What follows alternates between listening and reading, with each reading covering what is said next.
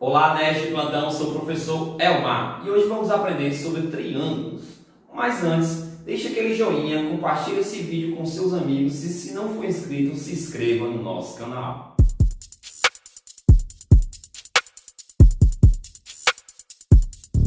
Hoje vamos aprender tudo o que precisamos sobre o triângulo. Aqui temos um triângulo. Lembrando que triângulo é aquele polígono de exatamente 3 lados. 1, 2, 3 lados. Ele também tem 3 ângulos internos. Também tem 3 vértices. Lembrando que o vértice é o encontro de 2 lados formam um vértice. Um vértice, 2 vértices e 3 vértices. Ele também tem 3 ângulos externos. Um ângulo externo aqui, um ângulo externo para cá e um ângulo externo para cá.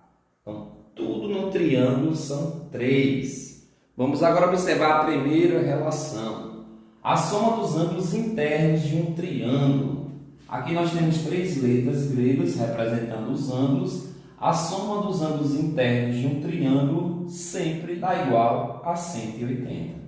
Ou seja, se eu somar os 3 ângulos internos, eu vou sempre obter 180 graus. Em qualquer polígono, triângulo, quadrilátero, pentágono, a soma dos ângulos externos é sempre 360. Ou seja, a soma desse mais esse é 360. Vamos agora ver as propriedades dos ângulos internos e externos.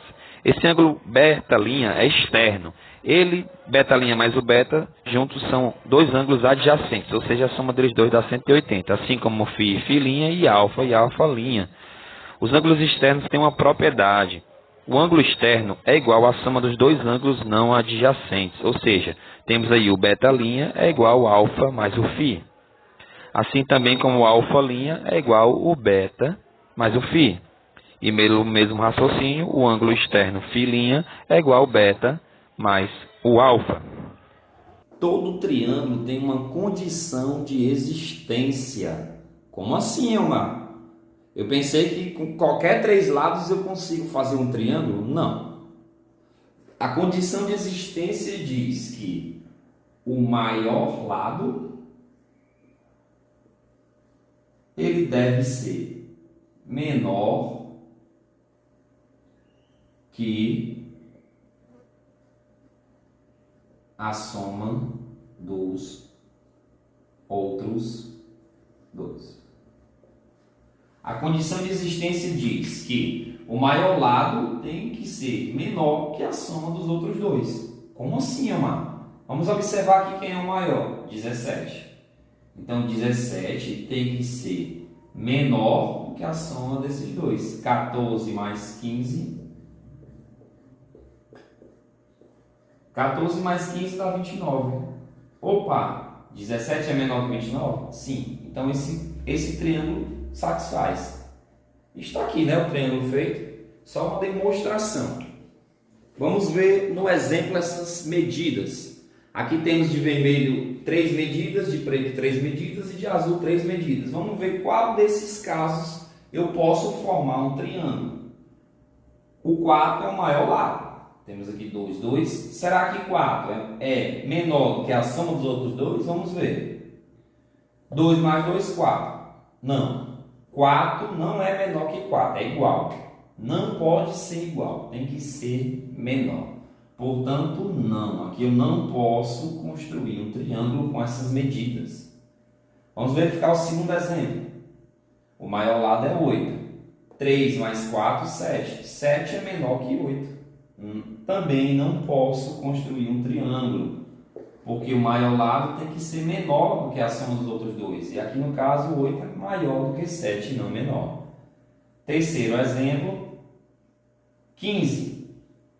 8 mais 8, 16. 15 é menor que 16? Sim. Portanto, o único exemplo, as únicas medidas que eu consigo construir um triângulo é o terceiro exemplo. Vamos aprender agora como encontrar um ângulo desconhecido num triângulo. Quando já tivermos 2. Vamos lá. Aqui temos 40, 80 e não sabemos o terceiro ângulo alfa. Na explicação que acabamos de ver, vimos que a soma dos três ângulos internos dá 180 graus. Portanto, se eu somar 40 mais 80 mais o ângulo alfa, dá igual a 180 graus. Olha, professor Amar, formou a equação do primeiro grau. Aqui temos um triângulo onde temos duas medidas conhecidas e uma terceira desconhecida. A soma dos três ângulos internos de qualquer triângulo é igual a 180. Então vamos lá. Se eu somar 40 mais 80, temos 120 graus. Esses dois mais o alfa, que eu não conheço, tem que dar 180 graus. Aqui temos uma equação do primeiro grau. Temos também no nosso vídeo... Temos no nosso canal um vídeo ensinando como resolver essa e outras equações. Temos no nosso canal um vídeo ensinando como resolver essa e outros tipos de equação do primeiro grau. Não deixe de assistir, nerd. 120 mais o valor, que dá igual a 180. Esse 120, ele está somando, para ele mudar de lado, ele passa subtraindo. Portanto, nosso ângulo alfa é igual a 60 graus.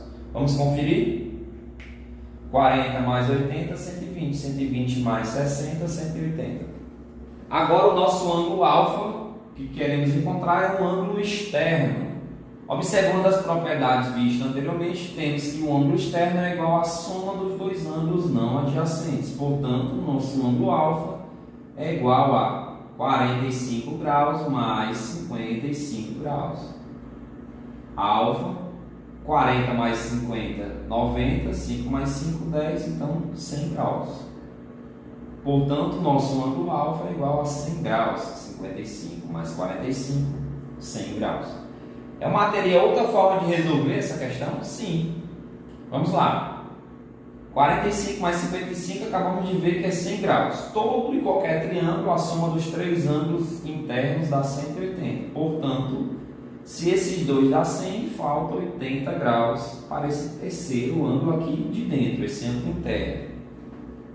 Como esses são adjacentes, ou seja, formam um ângulo de 180 graus, uma reta, que é meia volta, a soma deles dois dá 180, ou seja, alfa mais 80 é igual a 180. Portanto, o alfa será 180 menos 80, que dá 100 graus. Ou seja, tanto da primeira forma como da segunda forma, obtemos o mesmo resultado. A classificação de um triângulo relativo ao lado, vamos observar os lados. Quando os três lados são iguais, temos um triângulo equilátero. Quando temos apenas dois lados iguais e um diferente, o triângulo é classificado como isósceles. E quando os três lados são diferentes, escaleno. Detalhe, no triângulo equilátero, os três ângulos também são iguais.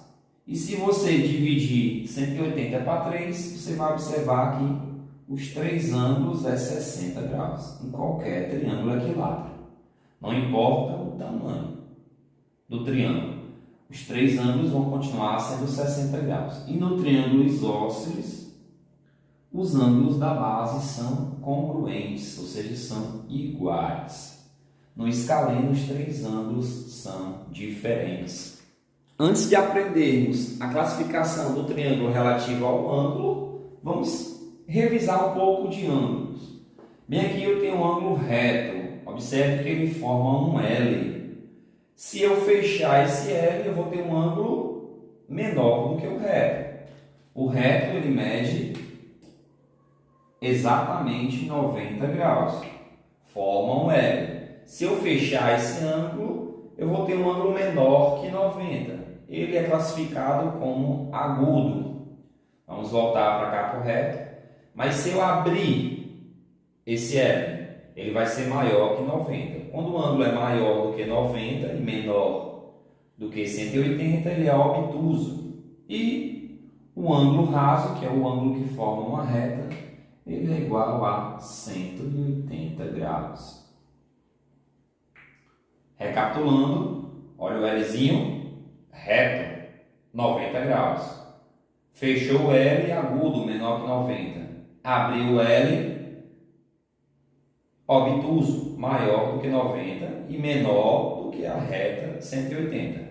E o ângulo que forma uma volta completa, 360 graus, que é chamado de ângulo de uma volta. Agora vamos classificar um triângulo relativo ao ângulo. Observe que esse triângulo tem todos os ângulos menores que 60. Mas não está aparecendo que ele é menor que 60. Mas é só observar, ó, todos os ângulos é um Lzinho fechado. Então, claramente você observa que todos os ângulos são menores que 60. Portanto, todos esses ângulos são agudos. E o triângulo é classificado como acutângulo. Ele tem somente ângulos agudos. Se o triângulo tiver um ângulo reto, ele é classificado como retângulo. O triângulo pode ter mais de um ângulo reto? Não. Porque, por exemplo, se ele tivesse dois ângulos retos, já dava 180. E só dois ângulos já daria o total que tem que dar os três ângulos internos. Então, um triângulo sempre vai ter um ângulo reto e dois agudos, ou um obtuso e dois agudos, ou os três agudos. Ou seja, no mínimo, o triângulo tem, por garantia, dois ângulos agudos. E o obtusângulo é quando eu tenho um ângulo obtuso. Mas não está aparecendo, mas vamos pegar um L, ele está aumentado, ele está aberto. Então, dá para saber que esse ângulo ele é maior que 90, ou seja, ele é um ângulo obtuso. Portanto, o triângulo é obtusângulo. Recapitulando, todos os ângulos agudos, acutângulo.